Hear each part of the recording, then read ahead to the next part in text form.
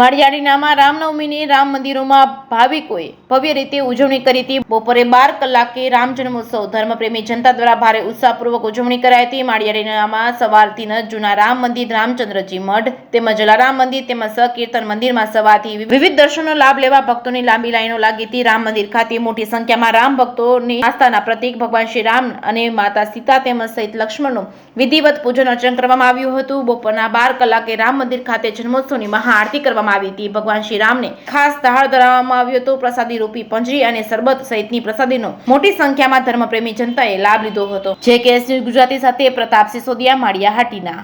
જય સિયારામ। મારું નામ નિમાવત આસ્થા છે। હું શ્રી રામચંદ્રજી મઠમાંથી આજે તારીખ 17/4/2024 ના રોજ શ્રી રામચંદ્રજી મઠમાં રામનવમીની ખૂબ ઉત્સાહપૂર્વક ઉજવણી કરવામાં આવી છે અને બધા જ ધર્મપ્રેમી જનતાએ ઉત્સાહ અને ઉમંગપૂર્વક આ આયોજનમાં સામેલ થયા હતા અને બધાએ સારી રીતે ઉજવણી કરી। જય સિયારામ। જય સિયારામ।